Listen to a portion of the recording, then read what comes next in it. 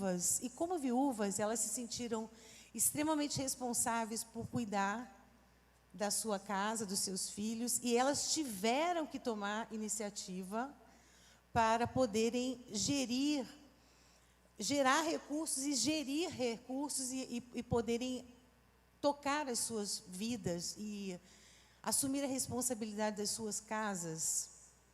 E isso gerou uma série de distorções, porque a mulher, naquele tempo, depois de 47, na Segunda Grande Guerra, ela assumiu um papel duplo de pai, de mãe, e ao assumir esse papel, muitas percepções dela se tornaram distorcidas.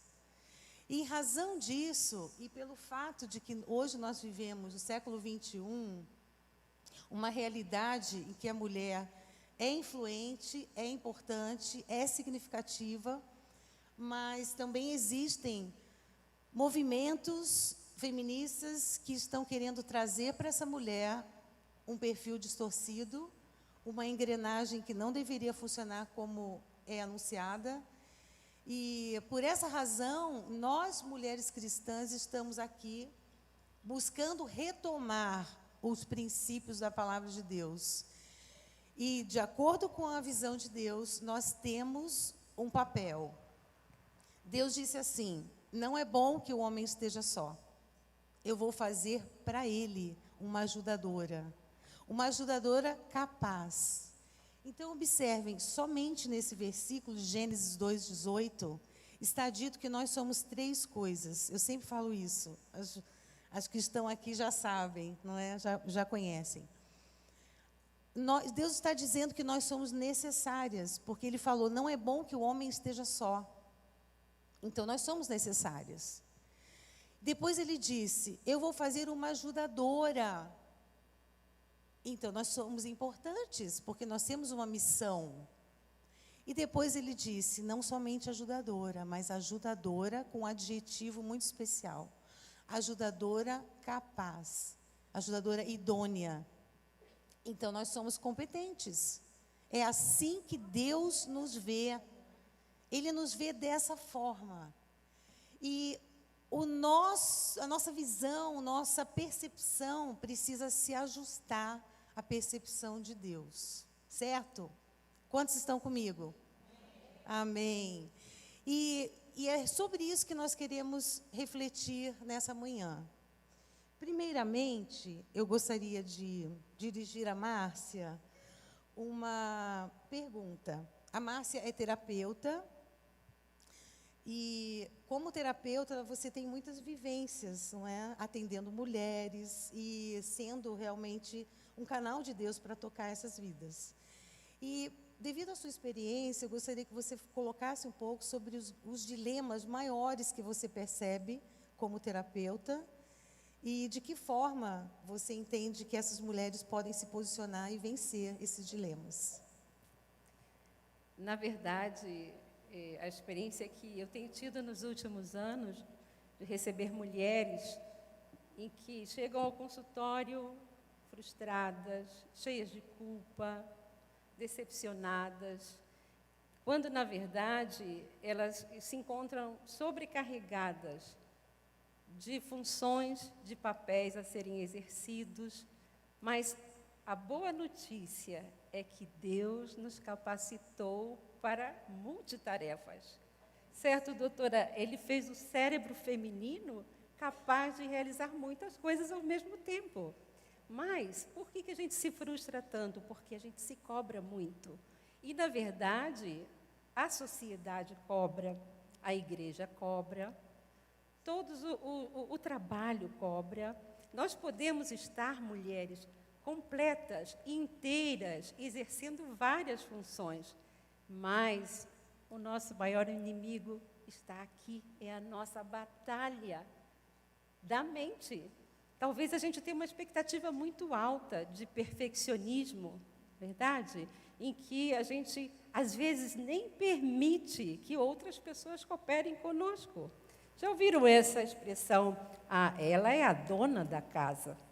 Se numa família vivem 5, 6 pessoas, como que uma vai ser a dona da casa?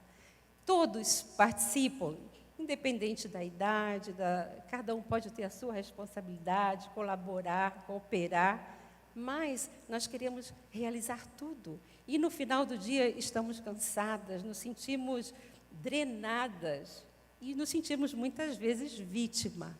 Essa mentalidade nós temos que mudar, porque a palavra de Deus não diz isso sobre a minha vida. Eu não sou o que a circunstância diz que eu sou. Eu não sou aquilo que no meu trabalho diz que eu sou. Nem sou aquilo que eu penso que eu sou. Eu sou o que a Bíblia diz que eu sou. Então, queridas, é uma mudança de mentalidade. Temos desafios. Imaginem, ser mães, profissionais, esposas, cuidar do lar. Estamos empoderadas, sim. Eu me sinto muito privilegiada de ser mulher, porque o empoderamento não é dos últimos 50 anos, é desde que Deus, Ele me preparou, porque Ele tem um propósito na minha vida.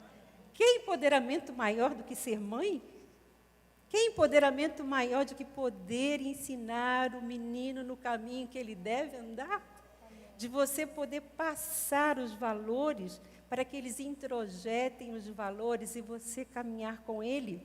E não é porque você está em casa, e isso é uma falsa ideia, de que o seu trabalho é menor ou não é valorizado. Na verdade, acontece, né? Tem muita gente que não valoriza o trabalho da mulher em casa. Mas é uma questão de postura. Eu escolhi estar em casa, a cuidar dos meus filhos, a cuidar da minha casa, do meu esposo, e isso tem que trazer alegria. O que é saúde mental? É você estar feliz, estando em casa ou estando trabalhando fora. Os desafios estão aí. Então, a minha experiência, não é que nós temos que buscar em Deus, não é, aquilo que eu sou, para quando aparecerem, surgir os desafios da vida, a gente não duvidar. Porque se a gente se deixar levar por aquilo que as pessoas opinam, por aquilo que a sociedade exige, talvez até um mundo machista, né, que a mulher tem que estar em casa, mas isso já não existe mais. Eu queria contar uma experiência do meu consultório de uma mulher de 18 anos de casada, com 3 filhos já grandes, e, infelizmente, o casamento dela foi sendo desestruturado. Não é uma mulher cristã, que tem experiência com Deus. E o marido pediu a separação e ela estava muito desolada, não é? E chegou um momento, ela estava, inclusive, procurou ajuda, eu estava aconselhando, e eu soube que ela desistiu de viver. Juntou todos aqueles remédios que ela tinha, tomou tudo e desistiu de viver. Então, ela foi para o hospital e foi aquela correria, não é? E conseguiram salvá-la. E o médico disse assim para ela, mas o que é isso? O que você foi fazer com a sua vida? Olha, você tem uma família tão linda, os seus filhos, o seu marido. Olha só, ele fala, é por causa dele mesmo. Né? Por causa do marido que eu fiz isso. Aí o médico falou, não acredito. Eu vou falar o que falou o médico, tá? Não foi o que eu falei, mas o médico falou, puxa, em vez de você se matar, por que você não matou ele? Mas foi o médico, tá? Então, quando a razão da nossa felicidade está fora de nós, a gente pode desistir. Se eu perdi um emprego, um trabalho, não quero mais viver, não tenho mais razão da alegria da vida. Se eu perdi um casamento, não. A razão da nossa alegria tem que ser de dentro para fora. Eu sou quem eu sou, porque Deus diz que eu sou preciosa, que eu sou única. E que Ele tem um propósito para a nossa vida. Ele tem traçado um caminho. E se alguma coisa acontece nesse caminho e que parece que está difícil, não se desespere, porque vai dar certo. Assim como diz o meu cunhado, vai dar certo. Por quê? Porque o dono do plano, do propósito é Deus. E o propósito dele E a vontade dele é boa, perfeita e agradável. Então, eu trabalho dentro da linha cognitiva comportamental. Cada psicólogo tem uma escola, não é? E a gente parte do princípio, numa tríade: eu penso, eu sinto, eu faço. As qualidades do meu pensamento vão determinar as qualidades da minha emoção. E a minha emoção vai determinar aquilo que eu faço. Então, e a gente percebe, quando a gente está pensando assim, não é? E que já está gerando uma tristeza, fala, opa, deixa parar com isso. Não importa que os pássaros voem sobre as nossas cabeças, a gente não pode permitir que façam ninhos. Então, quando o passarinho começar a rondar, você, opa, eu sei em quem tenho crido, não é? Que é poderoso e ele vai transformar a minha história, porque o propósito dele não termina aqui, não é? Só de ser mãe, imagina que privilégio, que missão maravilhosa. Então, o trabalho que a gente tem tido no consultório, Mirna, é exatamente isso, de você identificar modelos de pensamentos automáticos disfuncionais, aqueles que atrapalham, que fazem com que a gente se sinta triste, desanimada, com culpa. Gente, a culpa adoece a nossa alma, adoece o nosso pensamento. E a gente, todos os dias, praticamente, se a gente não se policiar, a gente vai sentir culpa. Aí eu poderia ter feito melhor, não é? E sempre tem alguém para lembrar isso para a gente, né? Então, o autoconhecimento gera o autocontrole. E isso é muito bom. Vocês já tiveram a sensação de, quando você aprende a controlar alguns pensamentos, alguns modelos, aí você consegue mudar aquela história, fala, ai, consegui controlar. É uma sensação muito boa. Então, esse é um dia em que nós estamos aqui para dizer que a obra que Deus começou na minha vida e na sua vida, ela ainda tem um caminho pela frente e Ele vai cumprir o propósito que Ele determinou. Os planos que o Senhor tem para mim e para vocês são planos de paz, de prosperidade, de alegria, de realização. E ninguém, nem a sociedade, nem um casamento, nem uma profissão vai tirar esse presente que Deus nos deu. Queridas, como mulheres cristãs, nós podemos dizer que somos as pessoas mais empoderadas dessa terra. Porque Deus nos deu funções, Deus nos deu uma missão maravilhosa, não é? Nós não somos apenas mães, mas o fato de nós termos a presença do Espírito Santo nas nossas vidas é o maior motivo de empoderamento, a maior justificativa, porque não existe poder maior do que esse. E Ele não se ausenta de nós, Ele está conosco todo o tempo. Então, nós podemos nos perceber como mulheres que receberam o poder da parte de Deus. Nós só precisamos aprender como utilizar esse poder para que Ele seja engrandecido e nós sejamos pessoas realizadas, cumprindo a missão que Ele nos deu. Doutora Sandriane, eu gostaria que você nos falasse sobre... A doutora Sandriane é neurologista, tá? E eu gostaria que você nos falasse como é que a mulher, na sua opinião, pode assimilar a sua importância à luz da palavra de Deus e não cair no engano do feminismo, que também busca empoderar a mulher, mas de uma forma distorcida. Essa pergunta, Mirna, ela é muito importante. E eu acredito que nós precisamos aprender a pensar, a refletir sobre aquilo que nós estamos vendo e ouvindo. Quando nós falamos de feminismo, eu seria até hipócrita se eu não entendesse que esse movimento, na sua origem, ele foi muito interessante. A primeira mulher a se formar como médica fazem apenas 132 anos. Eu sou médica e eu não posso dizer que eu não usufruí de um dia mulheres dizerem que elas poderiam exercer algumas funções. O grande problema é que agora, feminismo, nós ouvimos pouco esse termo. ele vem gradualmente sendo substituído por empoderamento. Então, a primeira onda feminista, isso é muito interessante, que vocês leiam, é uma informação muito rápida. Ela vem mudar na segunda fase. A segunda fase a gente precisa entender, ontem nós tivemos uma ministração muito importante de entender Cronos e Kairos. Nós precisamos entender o que aconteceu no segundo momento, o que estava acontecendo no mundo naquela época. Nós estávamos tendo guerra do Vietnã, movimento hippie, ditaduras. E aqui entra o advento do anticoncepcional, na década de 1960. E nesse ponto, agora algo mudou. Então, na primeira onda, onde nós estávamos entendendo que a mulher ela gostaria de ter valor,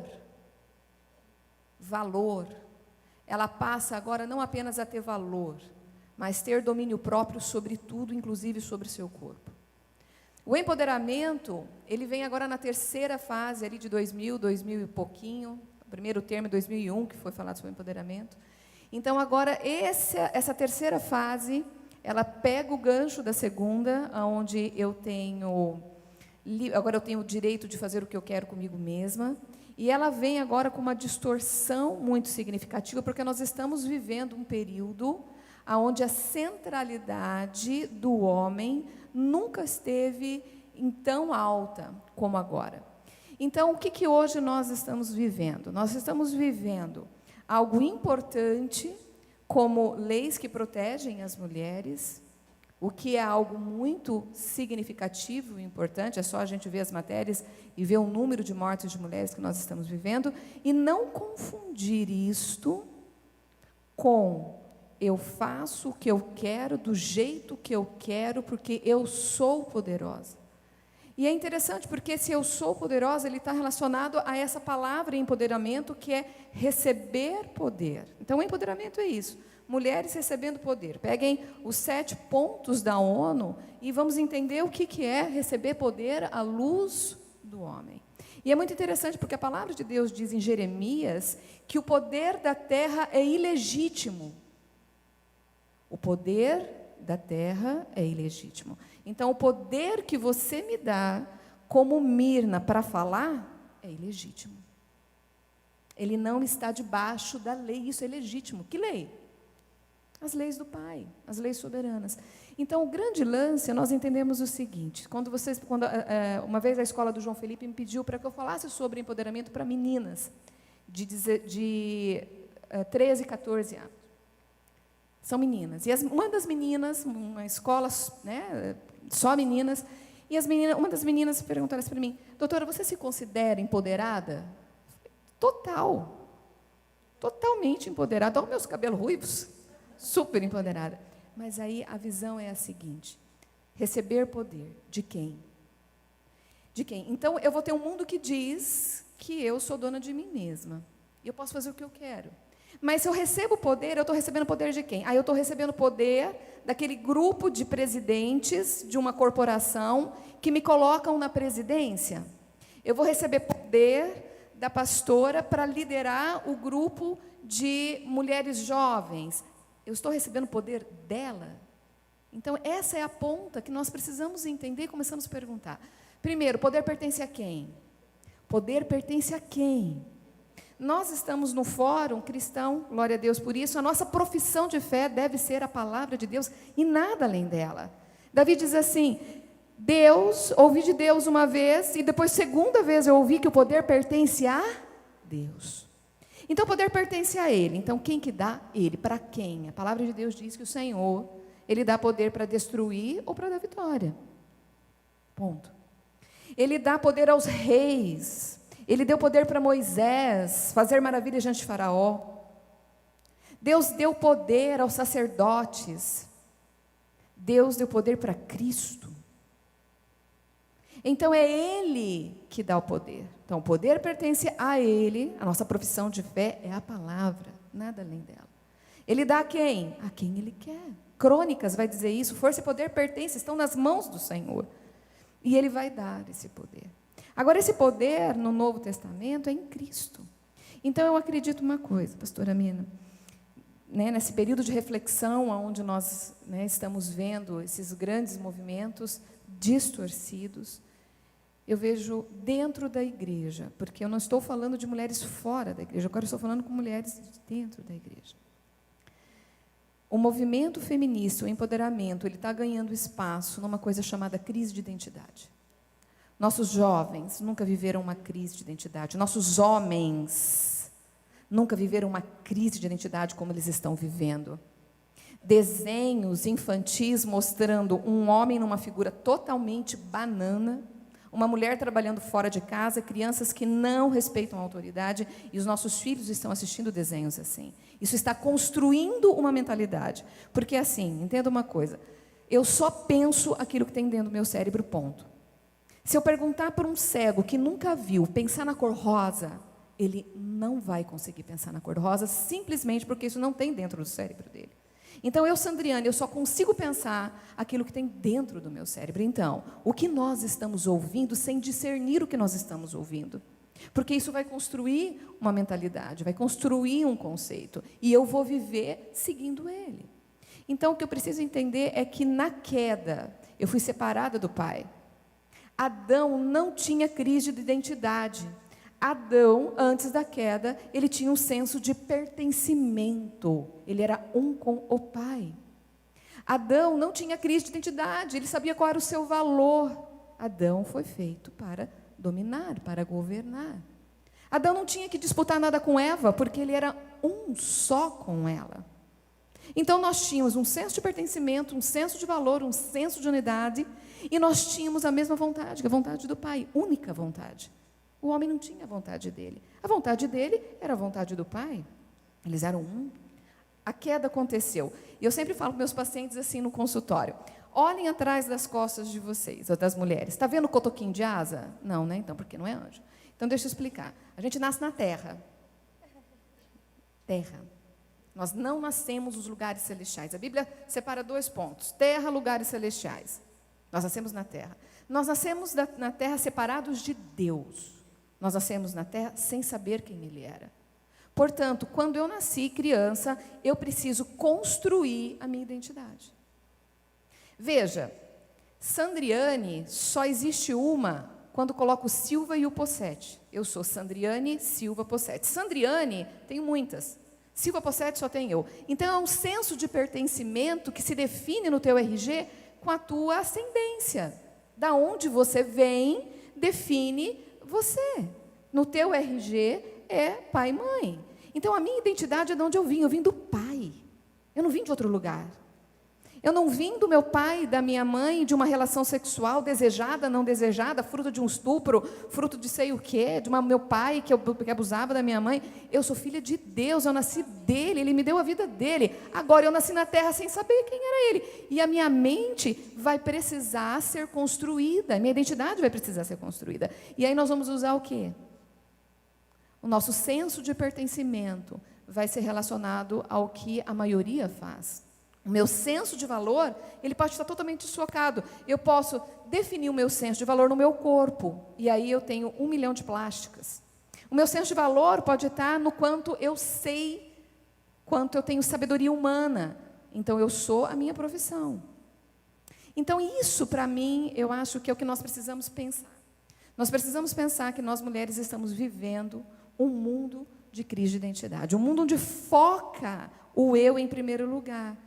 Então, quando eu entendo que eu sou em Cristo, quando eu entendo que eu sou o que Cristo fez por mim na cruz, quando eu entendo que Ele transferiu a natureza dEle em mim, então, se Ele é amor, eu sou amor, se Ele é bondade, eu sou bondade, se Ele é longânimo, eu sou longânima. Quando eu entendo a minha função é brilhar.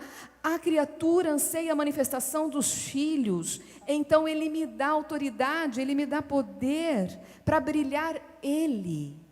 Eu sou o resultado do que Ele fez por mim. Eu sou filha do Rei. Não importa o posicionamento, não importa se eu estou sentada aqui, não importa se eu estou sentada em último lugar, não me importa se o homem me dá honra ou não. Ele me honrou na cruz. Ele me ama, e nada disso é menos importante do que aquilo que eu escuto no mundo. Então, esse é o ponto mais importante para mim. entendermos que o empoderamento ele vem se encaixar numa crise de identidade, como nós estamos vivendo na adolescência, como nós estamos vivendo na masculinidade, nós também, mas nós precisamos entender quem nós somos em Cristo. Eu sou o resultado do amor dele, e ele mostrou esse amor na cruz. Ele colocou a natureza dele em mim, manifestou o seu poder para que eu brilhe ele, nada além disso. E eu não preciso de uma autoafirmação, eu não preciso de alguém me dar poder, eu não preciso de uma colocação social, eu preciso ser rendida e estar em unidade com ele. Isso traz paz, isso traz alegria, isso traz vitória em todas as situações. Amém. Então eu imagino assim, pastora. Amém. Nós vemos pela narrativa bíblica que várias mulheres foram empoderadas. Em que sentido? No sentido de receberem de Deus uma missão e poderem, em fidelidade a Deus, dar conta dessa missão. Nós vemos, por exemplo, Débora, não é? Débora profetiza, e nós sabemos historicamente que Jericó havia sido devastada, havia 200 anos de devastação, quando os cananeus quiseram lutar contra o povo de Deus. E então, Débora se posicionou. Embora fosse uma mulher que vivia numa dispensação na qual o Espírito Santo não residia nas pessoas, certo? Não havia novo nascimento ainda. E mesmo assim, pela sua fidelidade a Deus, ela disse a Baraque: olha, eu vou nessa batalha com você, eu posso ir nessa batalha com você. Mas, se o exército de Israel vencer, a vitória será atribuída a uma mulher. Ou seja, ela estava perguntando: você está pronto para viver isso? Isso é uma pergunta que ecoa até hoje.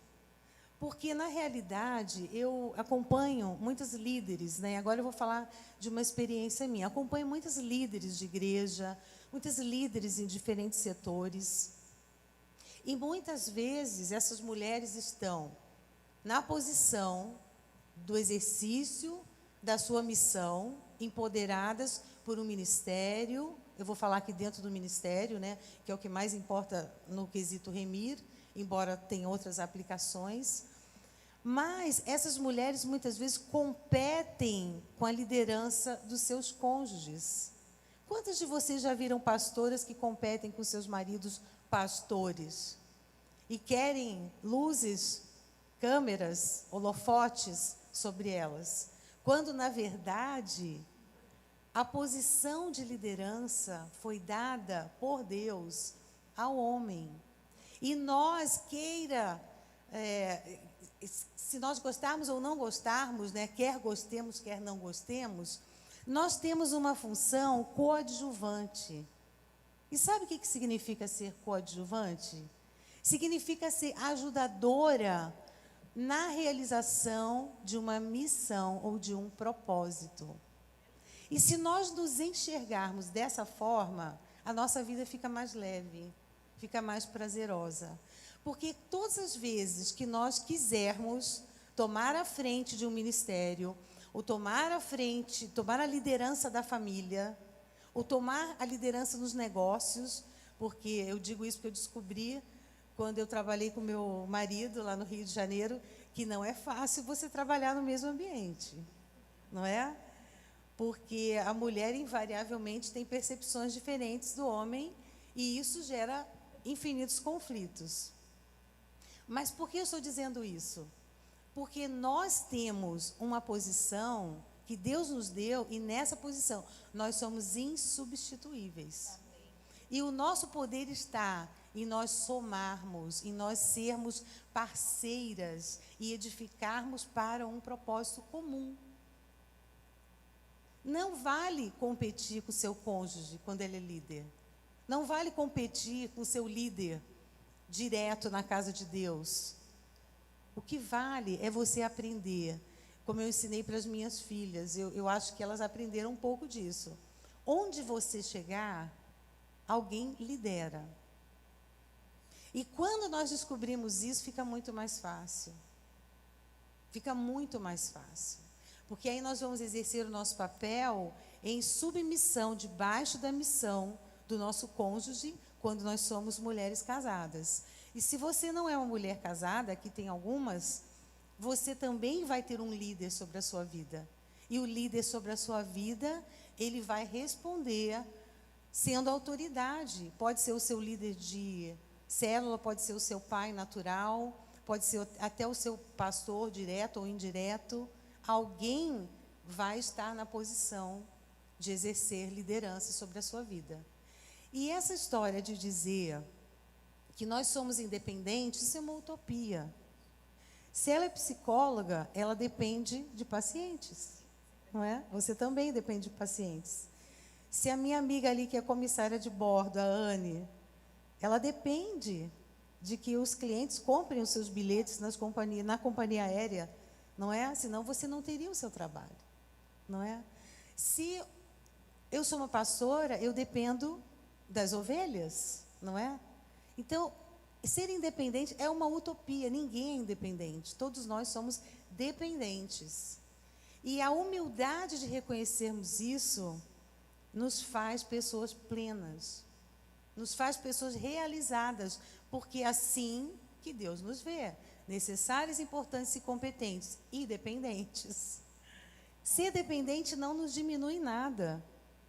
Ser dependente nos faz assumir a posição de reconhecimento de cadeia de autoridade, porque foi Deus quem criou assim, né? Talvez eu e você nem escolhêssemos, se pudéssemos dizer, Deus, assim não. Acho que não, hein? E dizem, né, que Deus, ao criar a mulher, por que Ele criou só no fim de toda a sua criação? Porque, possivelmente, ela daria tantos palpites que Ele achou melhor deixar para o final.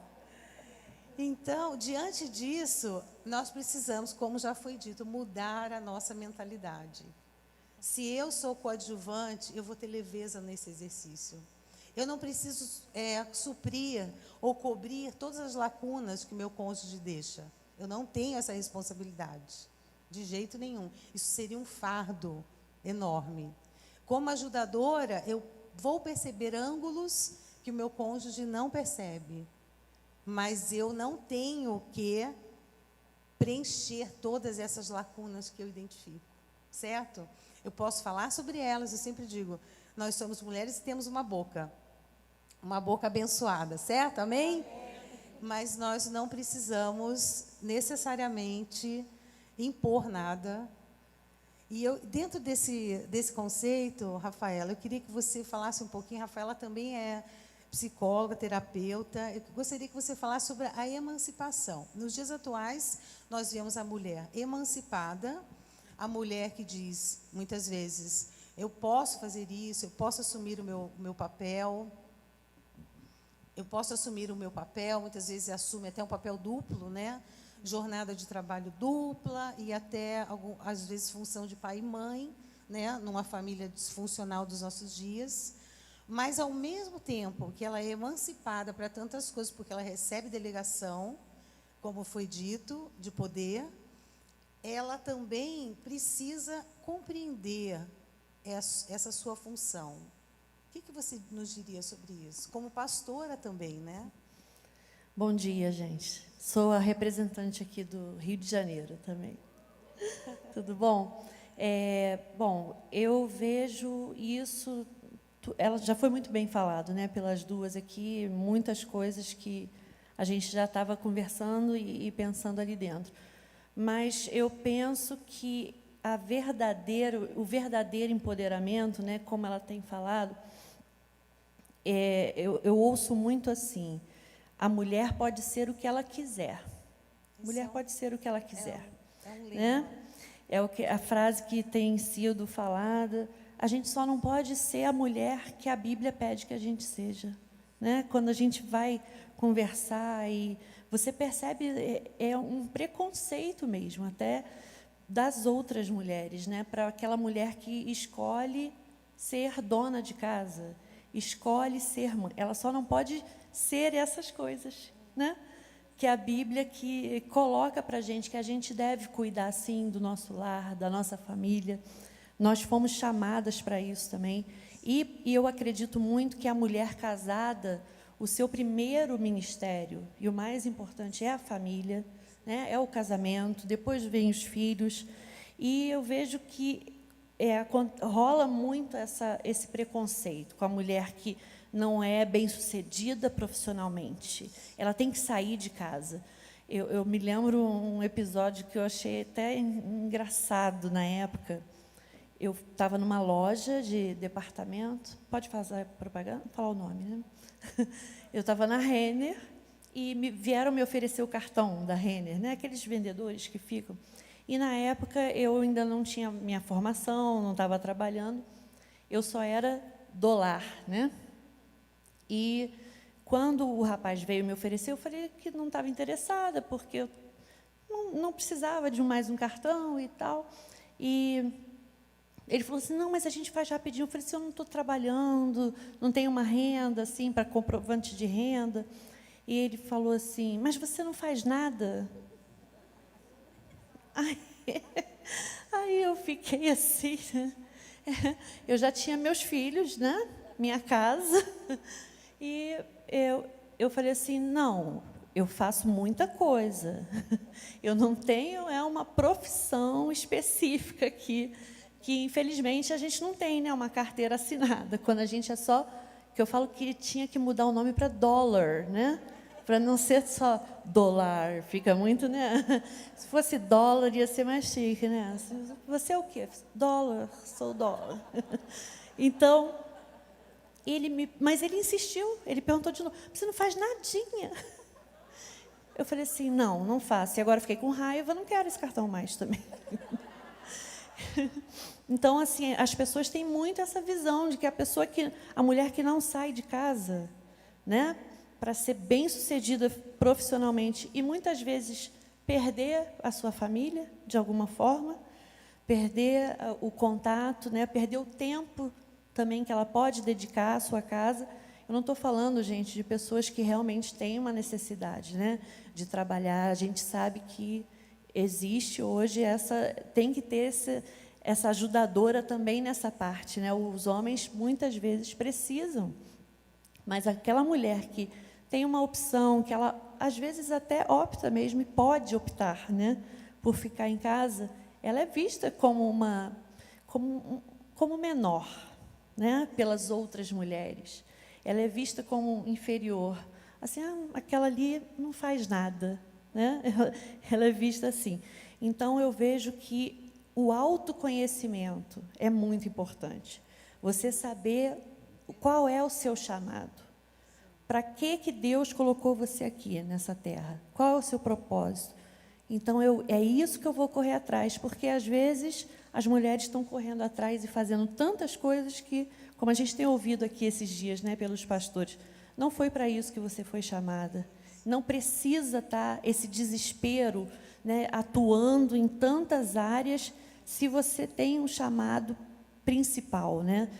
E a gente tem que organizar as nossas prioridades. Qual é o meu primeiro chamado? Se eu sou uma pessoa casada, é o meu casamento. Se eu sou uma pessoa que eu tenho filhos, tenho uma família, é a minha família, é o meu primeiro ministério. Eu tenho que cuidar da minha casa, sim, né? De maneira que eu não vou enxergar que eu dei prioridade a outras coisas e fui perdendo, né, a minha família, meu casamento. E a gente vê muito isso, né, a mulher deixando a maternidade também para mais tarde, e aí encontra dificuldades até biológicas mesmo, e fica dividida, assim, poxa, sou frustrada, eu fui bem profissionalmente, mas eu sou frustrada porque eu não consegui ser mãe quando eu deveria ter sido mãe. Então, vivemos tempos difíceis. Eu acho que a mulher é muito cobrada, né, como ela falou. E a gente, às vezes, se impõe também essas cobranças, né? E viver com culpa e com cobranças, né, em cima é muito pesado. A vida fica muito pesada, né? E eu tenho uma frase que eu gosto muito, que a vida não pode ser só pagar boleto e tentar emagrecer, gente. Não, fica muito pesado, muito pesado. A vida é muito mais do que isso. E quando a gente encontra em Deus o nosso propósito, a vida fica leve. fica muito mais leve. Amém. E é isso que eu acho que a gente deve buscar, né? O nosso propósito em Deus. Qual é o meu propósito em Deus? Eu estou cumprindo? Aí a nossa vida vai ficar e vai fluir naturalmente. Até a questão da submissão. Ela flui naturalmente. Quando você encontra o seu lugar em Cristo, em Jesus, flui naturalmente. Isso Amém. mesmo. Lina tem uma mega experiência relacionada a isso, né? Ela foi desafiada por Deus a contrariar os paradigmas aceitos pela sociedade. E nós queremos que você nos conte isso. Bom dia, queridas. Eu tive uma experiência agora ouvindo, né, já dá um pano de fundo para aquilo que o Senhor me chamou a fazer, uma decisão, que na época foi muito forte, e eu decidi cuidar dos meus filhos, sair do mercado de trabalho, parar tudo, quando meu primeiro filho nasceu. E eu gostaria de começar dizendo que eu comecei a trabalhar muito cedo, aos 14 anos de idade. A minha mãe arrumou um emprego para mim, minha mãe japonesa, meu pai japonês. Eles arrumaram um emprego para mim, eu fui trabalhar ontem, o pastor estava falando da mãe dele, eu lembrei muito dos meus pais. E como japoneses, né, meus pais sempre me ensinaram, vai atrás do que você quer. Vai estudar, vai trabalhar, você precisa crescer. E sempre eu cresci ouvindo isso, né? Aos 14 anos de idade comecei a trabalhar. Aos 20 anos eu me casei e fui para o Japão trabalhar. Por 6 anos eu trabalhei, 14 horas por dia, 7 dias por semana, muitas vezes. Alguns meses eu me dava o descanso no domingo. Mas eu vim numa vida frenética de trabalho, junta dinheiro, trabalho, junta dinheiro. Foi naquele boom, sabe, de explosão, de enviar brasileiros para o Japão para trabalhar. Eu fui naquela época de 90 para lá. E eu engravidei lá. Eu engravidei do Lucas, o meu primeiro filho. E quando eu engravidei, eu falei, e agora? O que eu vou fazer? O que eu vou fazer da minha vida? Eu vou ter que parar tudo? E agora eu tenho que cuidar desse menino? Meu Deus, não tem minha mãe, não tem meu pai, não tem ninguém. E eu vim embora do Japão, porque não quis ter filho lá. Depois, quem quiser conversar sobre isso, eu até falo. Eu não quis ter filho lá, gente. A medicina aqui no Brasil, ela é maravilhosa. Os melhores médicos estão aqui no nosso país. E eu não quis ter filho lá e vim para o Brasil, perto da minha família, e tive o Lucas aqui. E quando ele nasceu, eu peguei aquela criança e falei, e agora, Jesus? O que nós vamos fazer? Né? Naquela vida frenética de tanto trabalhar. Hoje existe uma palavra para isso, né? Workaholic, que trabalha feito louca. É uma loucura isso. E, de repente, para tudo, eu sentei com meu esposo um dia.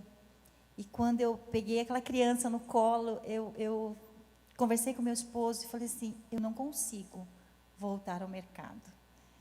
Eu sinto no meu espírito que eu preciso, existe uma missão, eu sou mãe, existe uma missão para mim, é cuidar dessa criança, existe uma missão. E nós entramos num acordo, eu e meu esposo, que eu ficaria em casa, cuidaria da casa, cuidaria do meu filho, cuidaria de todas as coisas e o meu marido queria trabalhar. E a gente falando de crise de identidade, muitas mulheres, quando escolhem fazer isso, ou fazem isso por, não digo nem por escolha, mas porque a vida vai levando e acaba fazendo isso, mas eu escolhi fazer isso. Eu escolhi fazer isso e sou muito feliz com essa escolha. Não tive crise de identidade nenhuma. Creiam vocês ou não, eu não tive crise de identidade porque não fiz uma pós-graduação, porque não tenho MBA, porque isso, porque aquilo, porque não sou gerente de lugar nenhum, sou gerente da minha casa. Meu marido é o diretor e eu sou a gerente.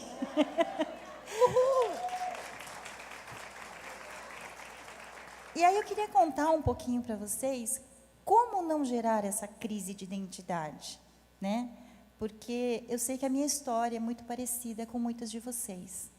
Eu tenho certeza disso, que o Senhor falou isso hoje de manhã ao meu coração, que a minha história é muito parecida com muitas de vocês. Como não gerar essa crise, né, de identidade? O que eu fazia? Quando meu filho nasceu, cuidando dele, cuidando da casa, eu sempre quis fazer o melhor para ele. Então, o que eu fazia quando ele dormia? Eu orava. Arrumava a casa correndo e orava. E aí, quando meu marido chegava, eu fazia tudo. Gente, eu fazia tudo, sem saber disso, de nada disso, sabe? De opções, hoje tem uma nomenclatura diferente para isso, mas eu fui fazendo conforme o Senhor colocava no meu coração. Eu fui cuidando dessa casa, e a minha alegria era ver o meu marido prosperar financeiramente, profissionalmente, sabe? A minha alegria era essa. E o que eu fazia? Eu orava.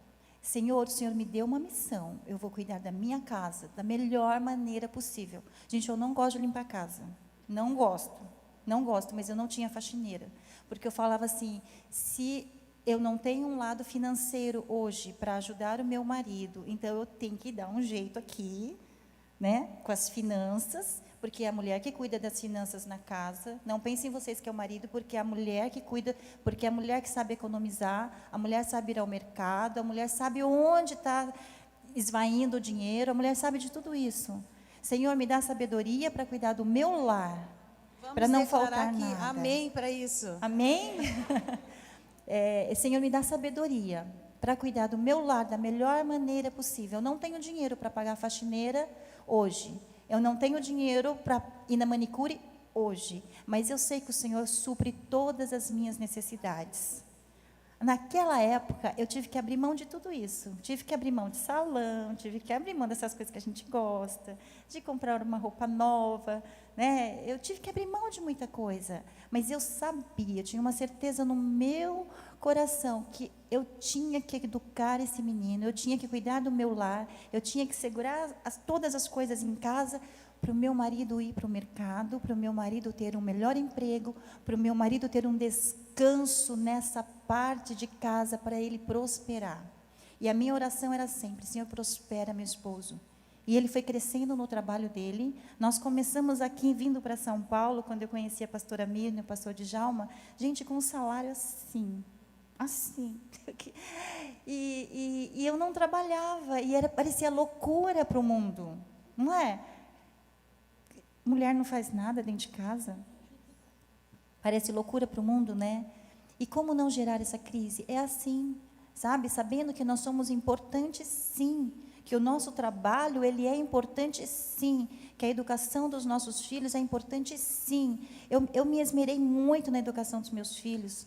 Eu tenho 2 filhos hoje, Lucas e a Mariana. Filhos que estão no altar do Senhor, servindo na casa do Senhor. O Lucas é batera, ele é líder do louvor da sexta-feira, quando nós temos um tempo de oração aqui. A minha filha ministra, dança comigo, quem viu dançando ontem. É um prazer, sabe, é um prazer ter os nossos filhos na casa do Senhor, servindo ao Senhor. E hoje eu vejo que a minha decisão ali foi sábia, mesmo na época não entendendo nada. Mesmo na época não entendendo nada, a minha decisão ali foi sábia em cuidar do meu lar. E eu nunca me menosprezei por isso. Querida, se você sente isso no seu coração, arranca fora, isso não é de Deus, não. Nós somos empoderadas, sim, dentro do nosso lar, dentro de casa, cuidando dos nossos. Sabe, a alegria do meu esposo, a minha alegria, na realidade, é quando meu esposo fez a pós-graduação, eu me alegrei com ele. E esse é o termômetro de quem não tem crise, porque a gente se alegra com a ascensão do nosso marido. Amém? Há um tempo atrás, agora, ele terminou uma MBA, nós conseguimos viajar e quando eu tomei essa decisão lá atrás, não quero me demorar muito, pastora, mas quando eu tomei essa decisão lá atrás, o que pegava mesmo era o lado financeiro, né? Porque nós sabemos que realmente uma casa com 2 pessoas trabalhando, financeiramente, nós vamos viver melhor. Mas quando eu abri mão disso, né, e falei, Senhor, eu quero cuidar, o Senhor veio e supriu todas as minhas necessidades. O Senhor veio e supriu tudo que nós precisávamos naquela época. Hoje meu filho, ele está se formando na USP, é um menino muito bem sucedido, ele entrou, ele fez o Instituto Federal de São Paulo, técnico, e depois ele prestou vestibular, passou em todas as universidades que ele prestou vestibular, Unesp, USP, Unicamp, tudo que vocês sabem de universidade, e ele escolheu estudar na USP. E ao contrário daquilo que o pastor Theo estava falando ontem, né, eu lembrei disso, meu Deus, vai entrar na USP, né? Só tem drogado lá, eu pensando, Jesus, misericórdia, Senhor, eu criei esse filho para ser bênção, Senhor, tem misericórdia. Gente, não é assim. Sabe, quando nós criamos os nossos filhos nos caminhos do Senhor, eles não se desviarão. Essa palavra, ela é verdadeira. Nós criamos os nossos filhos dentro do caminho do Senhor, eles não se desviarão. Eles podem até dar umas voltinhas de vez em quando. Não é o caso da minha casa, mas eu sei que é o caso da casa de algumas mulheres que estão aqui. Eles podem até não estar hoje no lugar onde vocês desejariam que estivessem, mas o Senhor, Ele traz de volta. O Senhor, Ele coloca os nossos filhos nesse lugar, quando nós oramos, quando nós entendemos que esse é o nosso papel. A palavra de Deus diz que quando um filho faz alguma coisa errada, ele envergonha a mãe. Por que ele não vai envergonhar o pai? Ele vai envergonhar a mãe, porque a educação é a nós que damos a educação. Nós é que ensinamos a criança a não jogar papel na rua. Não é obrigação do pai, ele pode ensinar, claro, mas essa é a nossa parte.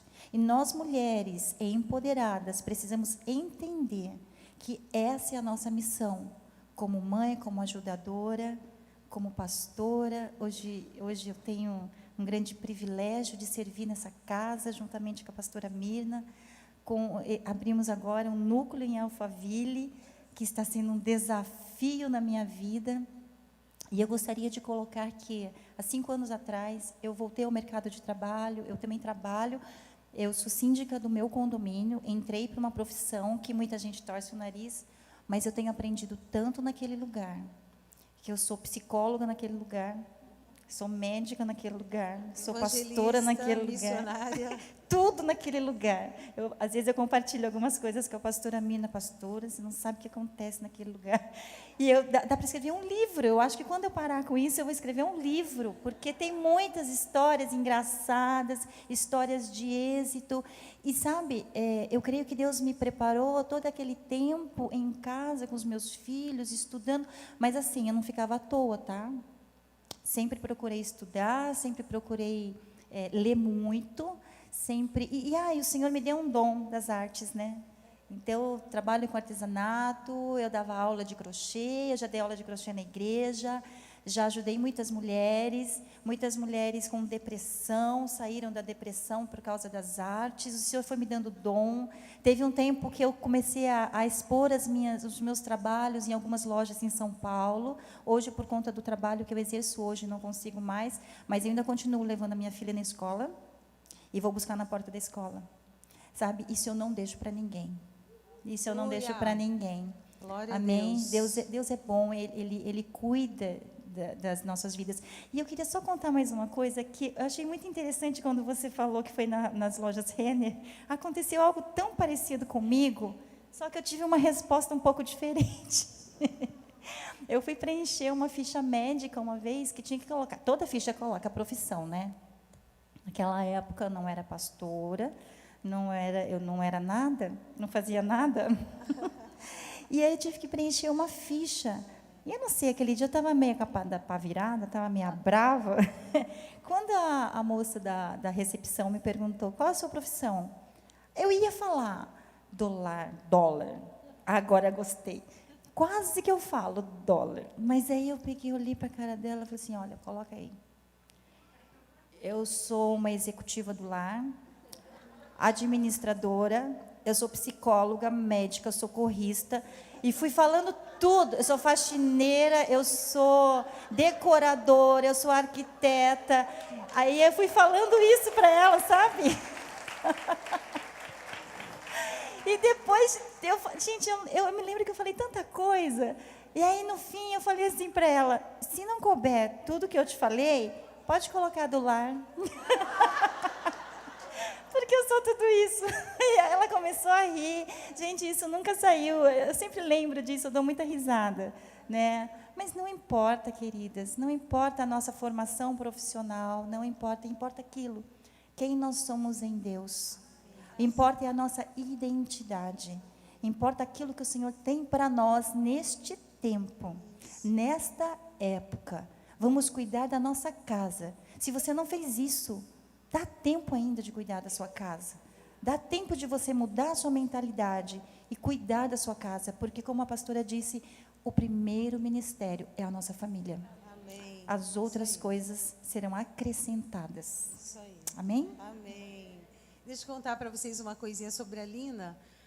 Com muito orgulho, o esposo dela veio compartilhar comigo que na administração dela, sob a gestão dela como síndica de um enorme condomínio em Osasco, pela primeira vez eu vi algo parecido. Ela conseguiu, como síndica, devolver recursos aos condôminos. Para a glória do Senhor, né, queridos? Consegui devolver uns recursos, porque assim, todos sabem que é a junção de todo mundo que paga a conta do condomínio, né? E, queridos, é sobrenatural o que acontece ali. Todo mundo paga, a inadimplência é muito baixa, e eu consigo ajudar as pessoas a... Vocês acreditam que eu consigo ajudar algumas famílias a administrar o próprio recurso? Vocês acreditam numa coisa dessa? Que eu ajudei algumas pessoas a sair de crise financeira. Mas porque nós nos submetemos à palavra do Senhor. Porque nós somos filhas amadas do Senhor. Porque o conhecimento vem dEle. Porque a graça vem dEle. E aí foi juntando tanto fundo de reserva ali, que a conta estava ficando alta, que eu tinha até medo de sair na rua e falar que era síndica. Eu nem falava nada, porque teve uma época aí que estava matando e raptando o síndico, né, E eu não podia falar o quanto que eu tinha de dinheiro naquela conta. E um dia eu fiz uma reunião, falei, gente, vamos ter que fazer alguma coisa com esse dinheiro. E aí nós decidimos devolver para o bolso dos condôminos. E foi algo assim que ficou assim marcado ali. Na minha cidade todo mundo me conhece como síndica que devolveu o dinheiro. Então, quem quiser comprar um imóvel, olha aí, no condomínio dela. Quem quiser me contratar, hoje eu sou síndica profissional. Fica aqui a minha propaganda, meus queridos, é a graça de Deus. Em tudo que nós fazemos, né, pastora? Sim, é a graça de Deus. Em qualquer profissão, é a graça do Senhor. É a graça que nos conduz. Seja ela como médica, como psicóloga, como pastora, como professora, em qualquer área. É a graça do Senhor que nos conduz em todas as coisas, em todos os caminhos. Amém. Amém. Amém. Obrigada, Lina. Agora, nós queríamos dar oportunidade a você, Anne, como comissária de bordo, uma pessoa que transita no mundo corporativo continuamente, né? Ela viaja para Paris como eu vou ao shopping. Toda semana ela está num lugar diferente, ou em 2 lugares diferentes, ou 3. E isso tem um lado que é muito bacana, né? E tem outro que é extremamente desafiador. Por quê? Porque no mundo corporativo, a gente vê que existem muitos homens que resistem à liderança da mulher e fazem isso de uma forma muito intencional. Como é que você lida com isso? Que conselho você daria às mulheres que têm vivido adversidades nessa área também, de serem resistidas nos seus papéis de liderança? Bom dia, amadas. Depois que elas falaram, eu estou até constrangida. Mas eu quero dizer que a minha experiência, eu estou há quase 3 décadas na mesma empresa. Como a pastora Lina, eu não sou oriental, mas eu venho de uma família muito simples do interior. E eu comecei a trabalhar muito cedo também. Eu entrei na aviação muito cedo, eu entrei com 17 para 18 anos. Mas antes disso, eu fui secretária de dentista. Eu trabalhei em loja de sapatos, em loja de roupas. E a aviação era um sonho muito distante para uma menina do interior, para uma menina que estudou em colégio público a vida inteira, e de uma família pequena, e sem estrutura financeira. Os meus pais não eram convertidos, mas eles tinham muito princípio. Então, eu creio que esse princípio de autoridade foi algo que o Senhor permitiu que eu já vivesse na minha casa.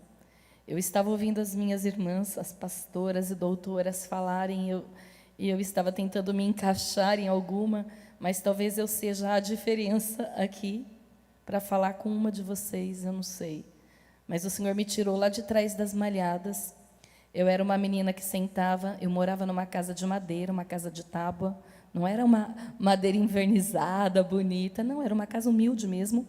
E eu sentava nos finais da tarde, depois de executar as minhas tarefas do lar, numa janela, e eu vi um bosque muito distante, que não era do pastor Judá Bertelli, o bosque.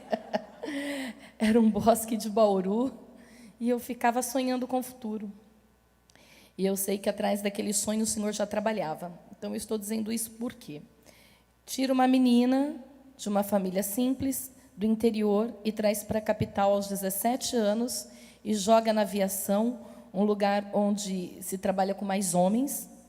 É um lugar onde existe hierarquia, e existe até hoje, e ela tem que ser respeitada.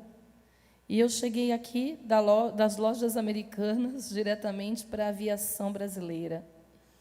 Eu, quando comecei, eu era a única comissária dentro de um avião. Nós voávamos um turbo-hélice, o Fokker 27. Então, tinham 2 pilotos lá na frente e eu com 50 passageiros atrás. Uma menina tendo que, às vezes, pedir para uma pessoa, geralmente muito mais velha do que eu, homens, doutores, políticos, empresários, pais de família, o senhor precisa se sentar agora o senhor não pode ir ao banheiro. Ou, uma vez, eu tive um cardiologista, voltando de um congresso, que passou mal a bordo, e os médicos que estavam com ele, naquela posição de amigos, falaram, ele está passando mal. Eu falei, eu vou ver se tem algum médico a bordo. Eles, nós somos médicos. Eu falei, meu Deus. Então, muitas atribuições. Quando você vai em um avião, o comissário de bordo está ali entregando o lanchinho, mas eu quero dizer para vocês que atrás daquele profissional existe um psicólogo, um médico, um bombeiro, um ombro amigo e um profissional que está treinado e habilitado para socorrer você em uma situação. Como é que eu lido no mundo corporativo com isso e com a autoridade que me é delegada? Me preparando. Eu preciso me preparar. Eu preciso me habilitar. Eu preciso estudar. Eu preciso me dedicar, porque os desafios para quem trabalha aqui, eu enxergo que são muito maiores para nós como mulheres. Às vezes, nós somos testadas ao último limite. Então, eu me preparo, sim, eu estudo, quando eu tenho dúvida, eu procuro aprender. Quem acha que sabe tudo, perde a chance de aprender. Então, eu, todos os dias, às vezes as pessoas, eu tenho muitos colegas que, para a honra e glória do Senhor, têm vindo aqui, têm frequentado a Verdade e Vida, uma igreja para todos mesmo, e eu aprendo com eles, que são mais jovens. Às vezes eles falam, mas o que eu aprendo sempre. E eu também sou mãe. Os meus pais já são falecidos, eu já não tenho pais e marido, e o meu filho era o tecladista que estava tocando aqui hoje. Meu filho é co-líder de um grupo de vida, e ele foi colocado nesta posição. Ele tinha 15 anos. Aos 10, ele já ministrava no VV Kids. Então, se você trabalha como eu, quero dizer para você, querida, quando você aceita o desafio profissional, você não pode esquecer da sua casa, você não pode esquecer dos seus filhos, você não pode esquecer da autoridade que é o seu marido. Eu agradeço a Deus porque a autoridade que eu tenho encontrado masculina são os pastores dessa igreja, que têm sido referenciais na vida do meu filho, de homens de Deus, porque você executar um papel para instruir o seu filho, trabalhando como eu, viajando como a pastora falou, muitas vezes fora do país, eu não tenho como ser um referencial masculino, mas eu posso eleger alguém para me ajudar nessa jornada, alguém que eu queira que ele se espelhe. E eu tenho encontrado esse apoio nessa igreja. A pastora falava de autoridade. Eu vou contar algo que aconteceu comigo recentemente.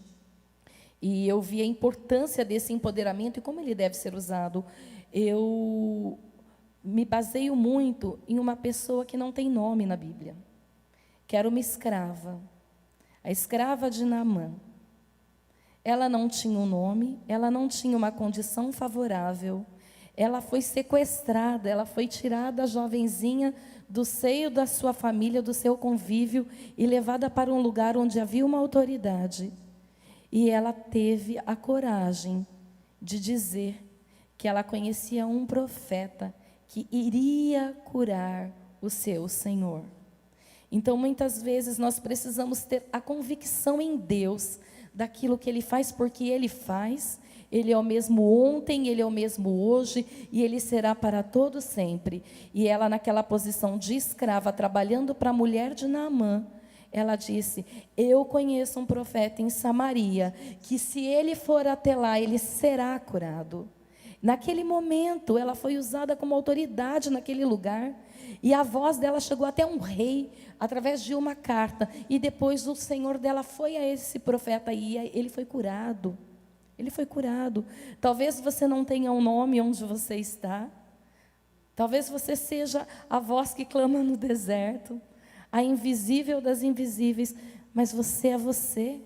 Você é raça eleita, sacerdócio real, você é nação santa, e você foi adquirida por um preço muito caro. Então você não veio à toa, não.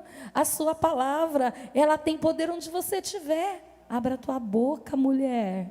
Não tenha medo. Eu estava num avião em dezembro que quase caiu. Eu fui notícia de televisão, não pela beleza, mas eu fui notícia de televisão, porque eu quase morri dentro de um avião em dezembro, passou no Fantástico, passou no mundo inteiro. Nós decolamos para Londres, e quando eu entrei na aviação, eu sonhava muito com acidente aéreo. Eu estava tão ansiosa, eu nunca tinha entrado dentro de um avião. A minha proximidade com o avião era na revistinha. E quando eu entrei, eu comecei a sonhar, sonhar, sonhar. E eu tive um sonho que um avião se desmanchava no céu, a asa caía na minha roupa, pegava fogo, e eu ouvi a voz do Senhor dizendo: filha, tranquiliza o teu coração, você não vai morrer no acidente aéreo.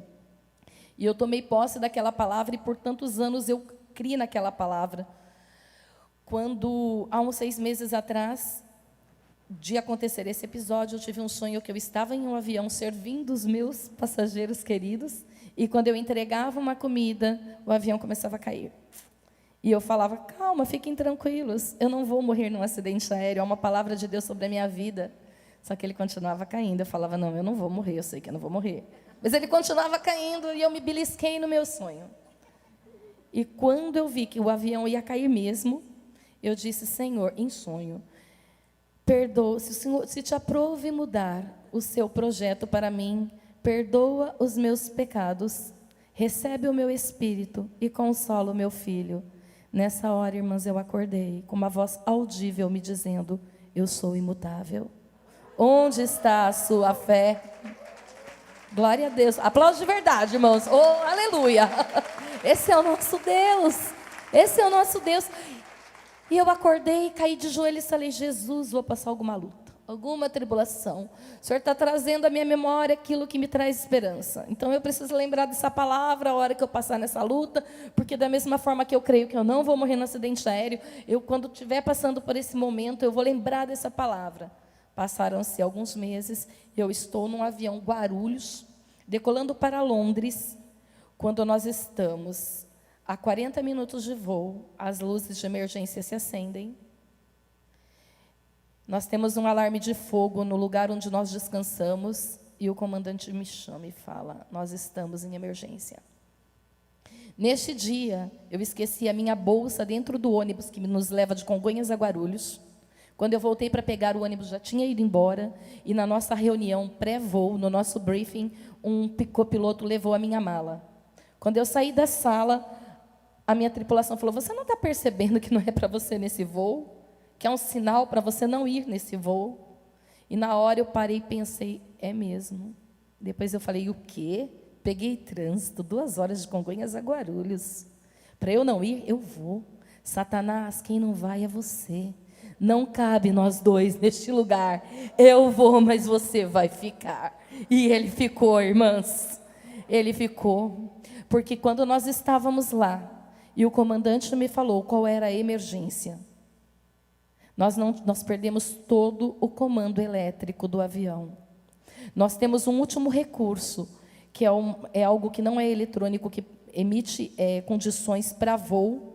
esse mecanismo chama rádio, parece uma batedeira, ela desceu, nós ouvíamos, mas ela não fez aquilo que ela tinha que fazer. Nós pousamos, nós não conseguimos derrubar combustível.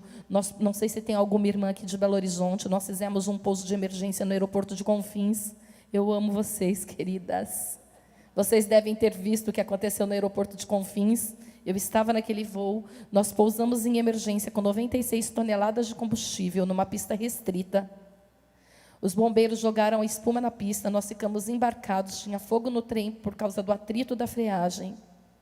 E minha amiga falou assim: Anne, por que você está tão tranquila? E eu me lembrei daquele sonho. Eu falei: porque há uma promessa de Deus sobre a minha vida. E eu não vou morrer no acidente aéreo. E ela falou: mas tem na sua, não tem na minha. Eu falei: mas se o meu Deus é na minha vida, todo mundo sai andando deste avião. Louvado seja o nome do Senhor. Glória ao nome do Senhor. Nós tínhamos 6 cadeirantes. Com o apoio do bombeiro, eles desceram as escadas. Quando eu cheguei no hotel, minha amiga disse assim: você se lembra do que você disse para mim? Eu falei: que todo mundo, ninguém ia morrer, que é uma promessa de Deus sobre a minha vida. Ela falou: não.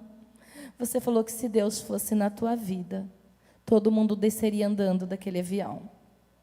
E todos desceram. E ela falou: eu quero esse Deus. Aleluia. Então, queridas, no meio corporativo, é só você ser aquilo que Deus quer que você seja. Que você seja uma boca profética. Amém. É só você sair da posição que você às vezes acha que você está, que é de humilhação. Mas quem eu sou? Eu sou uma faxineira? Eu sou uma auxiliadora? Sim, você é aquilo que Deus te determinou para ser, porque ninguém é feliz sozinho. Não tem profissão melhor ou maior. Entenda uma coisa: folha de pagamento não define quem você é. O que define quem você é você saber em Deus que esteja onde você estiver, você tem que fazer com excelência. Você tem que fazer o seu melhor. Então, estar no mundo corporativo, sendo mulher de Deus, é acordar todas as manhãs, sabendo que as misericórdias do Senhor se renovam a cada dia. E você saber que por elas você está ali. E você precisa fazer a diferença onde você está. Seja abençoada em nome de Jesus. Seja uma ganhadora de almas em nome de Jesus. Seja uma mãe abençoada em nome de Jesus. Independente se você trabalha fora ou não. Seja o que Deus quer que você seja, você será próspera. Amém, amém. Vamos ficar em pé? Queridas, nós temos realmente refletido sobre isso. A nossa influência, ela é extremamente significativa, porque foi Deus quem nos deu essa habilidade. Então, nós queremos dar continuidade a esse tema. Eu gostaria de convidar a pastora Isabelle, por gentileza, pastora. Vem aqui, você vai precisar de um apoio, não é? Pode ficar aqui, ela vai colocar o apoio embaixo. Pastora Isabelle é uma amiga, ela reside na região de Boston. Nós estivemos lá há pouco tempo e o Senhor realmente nos deu essa oportunidade ao Djalma e a mim, de ministrarmos no encontro de casais lá, e foi uma experiência muito boa. E ficar hospedada na casa dela é muito bom, porque ela tem uma excelência, além de todos os outros dons, que ela canta maravilhosamente bem, lidera muito bem e tem uma autoridade